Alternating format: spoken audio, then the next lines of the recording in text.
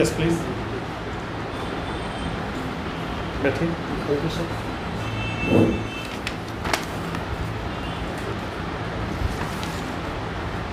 वर्ष 2017 में डिप्लोमा किया है आपने। यस क्या स्ट्रीम रहा आपके डिप्लोमा का? सर, मेरा मैकेनिकल ऑटोमोबाइल है। Mechanical automobile. Yes sir. कितने वर्ष का होता है ये डिप्लोमा? सर 3 ईयर का। 3 ईयर का। कहाँ से किया है आपने? C S new government polytechnic Patna 13, जो सर यहाँ पटना में साई मंदिर के जस्ट बगल में है। अच्छा यस सर। अच्छा। तो आपने जिस पद के लिए आवेदन किया है, बता सकते हैं कि वह पद किस मंत्रालय और किस विभाग के अंतर्गत आता है? यस सर, ये है सर बिहार ट्रांसपोर्ट विभाग से रिलेटेड, मतलब बिहार ट्रांसपोर्ट डिपार्टमेंट। इसका एक पोस्ट है जो जिसके लिए सर हम एलिजिबल हैं, motor vehicle inspector. Yes sir. Motor vehicle का नाम से ही स्पष्ट है कि मोटर व्हीकल का इंस्पेक्शन का कार्य होगा इसमें। Yes sir. यदि किसी मोटर व्हीकल को इंस्पेक्ट करना हो आपको, Yes, तो एज ए पॉलिटेक्नीशियन आप क्या क्या बेसिक चीज़ें देखेंगे मोटर व्हीकल? सो मोटर व्हीकल में अगर चेक करना हो तो sir technical point of view से अगर चेक करेंगे कि वो फिट है गाड़ी रोड पे चलने के लिए नहीं है, तो सर उसका चेक करना है जो जो उसका कंट्रोल यूनिट होता है सर। ब्रेक चेक करेंगे, ब्रेक उसका फंक्शन काम कर रहा है कि नहीं एज पर उसका डिज़ाइन। ब्रेक चेक करेंगे, उसका क्लच चेक करेंगे, उसका एक्सीलरेटर चेक करेंगे, उसका जो पार्ट है वो पार्ट का स्ट्रेंथ विजुअली चेक कर लेंगे कि वो अगर हम उससे यात्रा करते हैं तो वो कहीं रास्ता में वो दिक्कत कर भी सकता है क्या, विजुअली ये सब चेक करेंगे। उसके बाद वो हम कह सकते हैं कि ये गाड़ी के यूज करके हम कहीं भी जा सकते हैं। दूसरा हो गया कि rule and regulation point of view से, इस पॉइंट ऑफ व्यू से उसका देखेंगे आरसी, जो कि आरसी चेक करेंगे, रजिस्ट्रेशन सर्टिफिकेट हो गया उसका फिटनेस चेक करेंगे। उसके बाद ये बताइए कि आजकल हम लोग देखते हैं एक गियरलेस गाड़ी का कंसेप्ट है, automatic transmission. Yes sir, yes. तो क्या बेसिक डिफरेंस है ऑटोमेटिक ट्रांसमिशन या गियरलेस? आजकल स्कूटी में भी हम लोग देखते हैं, यस सर। स्कूटी भी गियरलेस ही रहती है। तो क्या डिफरेंस है दोनों प्रकार की गाड़ियों में? Okay sir. Sir with gear और विदाउट गियर, जो विदाउट गियर को गियरलेस ही बोलते हैं। सो विथ गियर में क्या होता है कि जो ड्राइवर होता है, जो गाड़ी को चलाते हैं, जो ऑपरेट करते हैं, उनको मैनुअली हैंड से गियर शिफ्ट करना पड़ता है, जैसे कि first gear, second gear, third gear, fourth gear और रिवर्स गियर। इसमें क्या होता है कि एज पर रोड पे कितना भीड़ भाड़ है उसके अनुसार वो अपने स्पीड को मेंटेन करने के लिए गियर को अपने अनुसार वो शिफ्ट करके गाड़ी को अपने कंट्रोल के अनुसार वो अपने स्पीड में चला सकते हैं। लेकिन सर जिस गाड़ी में गियर नहीं होता है, जो गियरलेस होता है, उसमें सर एक्चुअली वो सेंट्रीफ्यूगल फोर्स पे काम करता है। उसमें क्या होता है कि सर सेंट्रीफ्यूगल फोर्स के अकॉर्डिंग जब मेरा गाड़ी को जो हम स्पीड करते हैं तो सेंट्रीफ्यूगल फोर्स लगता है। जैसे कि जब भी सर हम किसी पत्थर को अगर एक स्ट्रिंग में बांध के रोटेट करते हैं तो सर उसका क्या होता है, वो फोर्स सेंटर से टुवर्ड्स लगता है, वो बाहर जाता है। तो वही होता है क्लच में, जब सर एक्सीलेटर देते हैं तो उसका स्पीड बढ़ता है, जिसके वजह से वो स्पीड बढ़ता है। उसका जो आउटर सरफेस पे एक पेरिफेरल होता है वो एक्सटेंड होके वो सिर्फ फ्लाईव्हील से अटैच हो जाता है। फ्लाईव्हील से अटैच हो गया, जो कि फ्लाईव्हील क्रैंकशाफ्ट से जुड़ा हो रहता है और क्रैंकशाफ्ट में इंजन से पावर आते रहता है। तो उससे वो पावर क्या कनेक्ट हो जाता है और ऑटोमेटिक गियर को ट्रांसमिट से वो फाइनल ड्राइव होते हुए व्हील तक पहुंचता है, जो कि मेरा गाड़ी जिससे चल रहा था। चलिए ठीक है, अच्छी बात है। ये जिस पद के लिए आपने आवेदन किया है, ये किस प्रकार का कार्य जानते हैं आप? ये सर मोटर व्हीकल इंस्पेक्टर का सर मेजर काम होगा उसको वो टेस्टिंग। मोटर व्हीकल इंस्पेक्टर को एक टेस्टिंग अथॉरिटी भी बोलते हैं। जब भी सर जब हम लोग लाइसेंस बनाते हैं तो सर उसमें क्या होता है कि पहले लर्निंग लाइसेंस होता है। लर्निंग लाइसेंस में एक ही चेक होता है, 10 नंबर का चेक होता है, जिसमें 10 चिन्ह पूछा जाता है। तो सर वो चिन्ह में अगर 10 में से अगर 6 अगर जवाब दे देता है जिसको लर्निंग लाइसेंस बनवाना है, तो उसका लर्निंग लाइसेंस अप्रूव हो गया। उसके बाद उसको 1 मंथ के बाद जो है कि उसको ड्राइविंग लाइसेंस के लिए अप्लाई करना पड़ता है। उसके लिए उसको है कि प्रैक्टिकली जहाँ भी जब भी जिस डेट में मोटर व्हीकल इंस्पेक्टर उसको डेट देंगे कि इस डेट में आपको आना है और प्रैक्टिकली क्या लाइसेंस मेकिंग में उसका काम है या और कुछ? इसके अलावा भी है। मेजर काम ये हो गया सर टेस्टिंग अथॉरिटी। जो कि ये लाइसेंस ड्राइव के टाइम में वो चेक करेंगे। इसके अलावा है कि सर जो टेस्टिंग अथॉरिटी हो गया व्हीकल पे, जो पोल्यूशन चेक करते हैं, जो फिटनेस सर्टिफिकेट बनाते हैं, वहाँ पे भी जाकर सर उस टेस्टिंग शॉप हो या टेस्टिंग जो स्टेशन है वहाँ पे जाकर उसका इंस्पेक्शन कर सकते हैं कि जो स्टैंडर्ड लिखा हुआ है मेरा मोटर व्हीकल एक्ट में, उसके अकॉर्डिंग वो चेक कर रहा है कि नहीं, उसके अकॉर्डिंग वो फिटनेस सर्टिफिकेट दे रहा है कि नहीं। अगर नहीं दे रहा है, यस सर, ये अच्छी चीज़ है। यह बताइए कि प्राय हम लोग देखते हैं बिहार में शिक्षा की स्थिति के मामले में एक ग्रेडिंग बना हुआ है। जैसे टेक्निकल एजुकेशन के लिए एक ITI है, एक पॉलिटेक्निक है, एक IIT हायर लेवल पे IIT है, फिर NIT है। बिहार में जो तकनीकी शिक्षा का स्वरूप है, जो टेक्निकल एजुकेशन का नेचर है, आप पॉलिटेक्निक के अध्ययन के दौरान आपने इसे किस प्रकार का पाया, किस स्तर तक आपने इसे संतुष्टिजनक पाया, और इसमें सुधार की क्या संभावनाएं आप देखते हैं? सर अभी जो बिहार में टेक्निकल एजुकेशन के लिए जो भी कॉलेज हैं, जो भी इंस्टीट्यूट है इस तरह का, इसमें सर वो अभी इसको सर हम मीडियम बोल सकते हैं, और इसको ज़्यादा अच्छा भी नहीं बोल सकते हैं, ज़्यादा ख़राब भी नहीं बोल सकते हैं। क्योंकि सर मीडियम इसलिए बोलेंगे कि क्योंकि सर यहाँ पे थ्योरेटिकल नॉलेज अच्छा मिल जाता है। थ्योरेटिकल नॉलेज जो भी सब्जेक्ट रहता है पॉलिटेक्निक के सेमेस्टर में, उसका टीचर भी अच्छा अवेलेबल है। लेकिन इसका दूसरा पोर्शन होता है, जब भी टेक्निकल एजुकेशन की बात करते हैं तो उसमें जितना इम्पोर्टेंस है थ्योरेटिकल नॉलेज का, उससे कहीं ज़्यादा इम्पोर्टेंस है प्रैक्टिकल नॉलेज का। तो इसके लिए सर जो लैब अवेलेबल है वहाँ पे सर सफिशेंट इंस्ट्रूमेंट नहीं है, सफिशेंट टूल नहीं है, जो कि अगर वो अवेलेबल होगा इंस्टीट्यूट में तो सर जो भी स्टूडेंट वहाँ पे अपना एजुकेशन कर रहे हैं उनके लिए बहुत ही बेनिफिशियल होगा।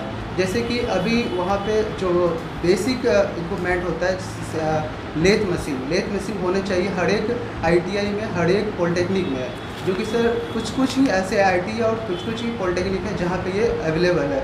जो कि सर ये लेथ मशीन को मदर ऑफ मशीन बोला जाता है। इसमें मोस्ट ऑफ प्रोसेस को, मोस्ट ऑफ ऑपरेशन जो मैन्युफैक्चरिंग होता है वो कर सकते हैं। जो कि अगर ये अवेलेबल होगा तो वहाँ पे लोग खुद से प्रैक्टिस करेंगे, खुद से सीखेंगे, जानेंगे। ठीक है। ये सर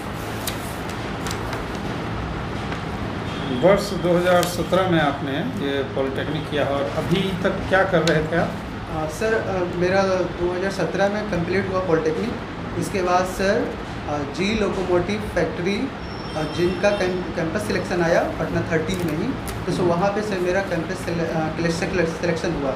इसके बाद से हम सर वहाँ पे अभी तक सर अभी सर एज ऑफ नाउ वहाँ पे मेरा है एज ए जूनियर इंजीनियर। वहाँ पे सर लोकोमोटिव मैन्युफैक्चर करते हैं छपरा में लोकोमोटिव इंजीनियर बोलते हैं। Yes sir, junior engineer. क्या पे स्केल है इसका?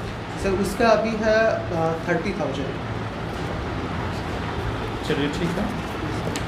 आजकल हम लोग देखते हैं कि गाड़ियों में पेट्रोल डीजल की कीमतों पर तो जो विवाद होता ही है, आजकल देख रहे हैं कि गाड़ियों को एक योजना के तहत जो है वो इलेक्ट्रिक व्हीकल में कन्वर्ट किया जा रहा है। आप बता सकते हैं केंद्र सरकार की उस योजना का नाम क्या है? ग्रामीण प्रधानमंत्री परिवहन योजना। ग्रामीण प्रधानमंत्री परिवहन योजना सर। ये सर आपने फेम स्कीम का नाम सुना है? FAME scheme no sir. FAME no sir. चलिए ठीक है।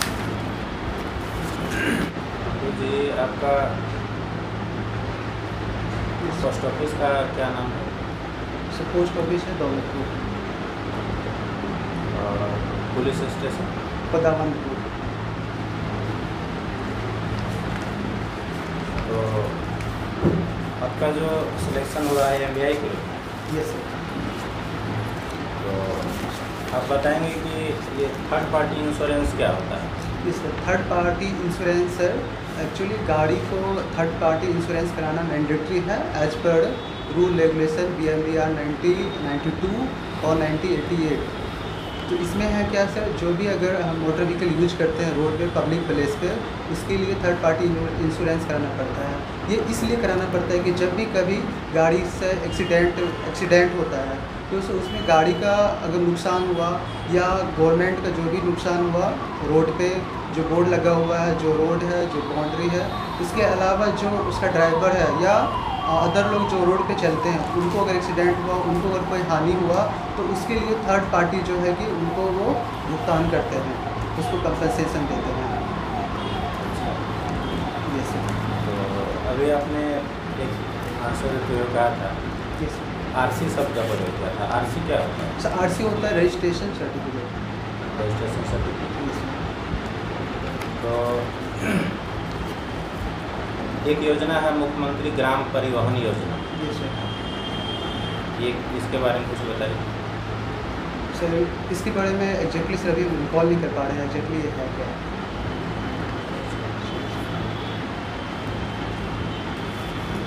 अच्छा, इलेक्ट्रिकल व्हीकल पॉलिसी के बारे में पता है कुछ? ठीक है सर, इलेक्ट्रिकल व्हीकल पॉलिसी के बारे में है कि सर जो हीट इंजन जो हम आईसी इंजन यूज करते हैं, उससे सर उसके कंपेरिजन में सर इसको मतलब छूट देते हैं। इसको बढ़ावा करने के लिए इस गाड़ी का रजिस्ट्रेशन फी कम करते हैं और इसके लिए जो भी रूल रेगुलेशन का टैक्स है वो भी सर इसको मतलब फ्री कर सकते हैं या पार्शियली उसकी कंपेरिजन में कम कर सकते हैं, जिससे कि इसके बढ़ावा होगा तो पोल्यूशन कम होगा, जिससे कि जो भी ह्यूमन बीइंग है उसका स्वास्थ्य अच्छा होगा।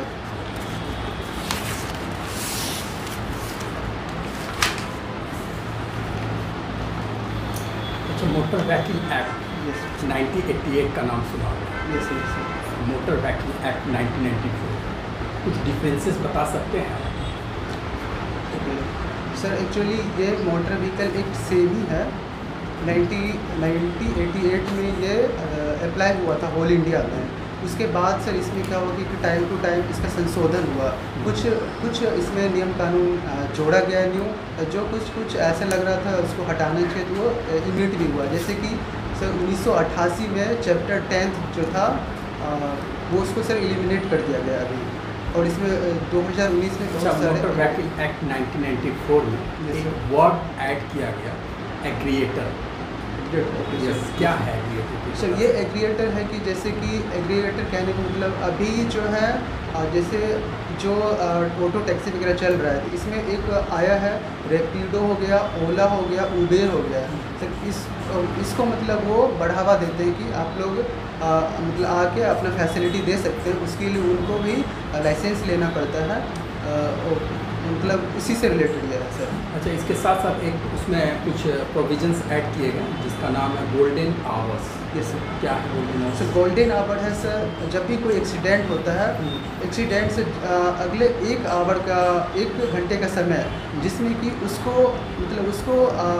मेडिकल प्रोवाइड, उसको जान बचाने के लिए जो कुछ भी कर सकते हैं, वो 1 घंटा को पीरियड को वो बोलते हैं गोल्डन आवर, जिसमें कि उसको मैक्सिमम मेडिकल या किसी भी चीज़ से उसको हम सुरक्षा कर सकते हैं, उसके जीवन को बचा सकते हैं। अच्छा, पेट्रोल इंजन और डीजल इंजन में क्या अंतर है? यस सर, पेट्रोल इंजन और डीजल इंजन में सर मेन डिफरेंसेस है कि सर पेट्रोल इंजन जो है कि सर पेट्रोल इंजन मोटरसाइकिल पे वर्क करता है, डीजल इंजन जो है कि सर डीजल साइकिल पे वर्क करता है। और सर पेट्रोल इंजन में जो है कि स्पार्क प्लग होता है जिससे उसका कंबसन प्रोसेस होता है, और सर डीजल इंजन में जो है कि स्पार्क प्लग नहीं होता है, उसमें कंप्रेशन के दौरान जो हीट क्रिएट होता है उससे उसका कंबसन होता है। और सर पेट्रोल इंजन का कंप्रेशन रेशियो होता है 6 से लेकर 10, और उसके बाद का डीजल इंजन का कंप्रेशन रेशियो होता है 16 से लेकर 22।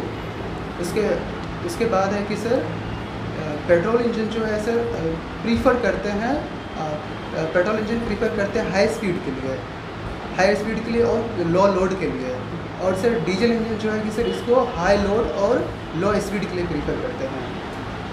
ये सब मेजर डिफरेंसेस है।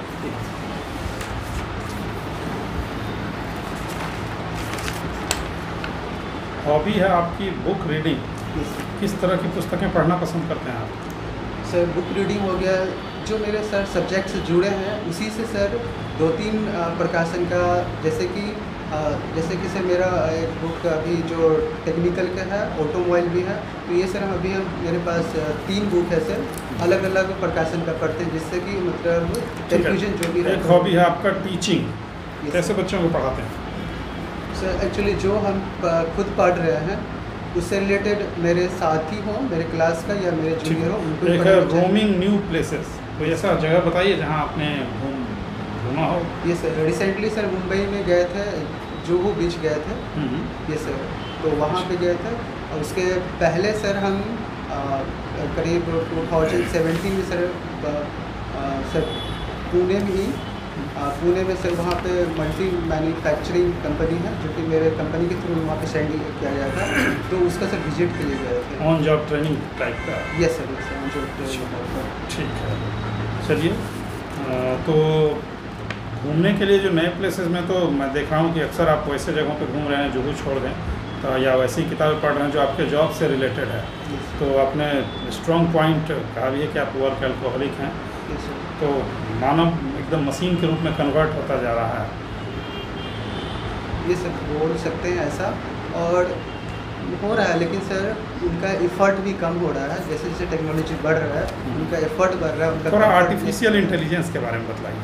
सर आर्टिफिशियल इंटेलिजेंस एग्जैक्टली ये होता है कि सर ह्यूमन के ही जो इंस्ट्रक्शन होता है उसको किसी मशीन के द्वारा कराया जाता है। जैसे कि जितना इसमें है कि सर इसका कुछ मतलब लिमिटेशन भी है और उसके कुछ बेनिफिट्स भी है।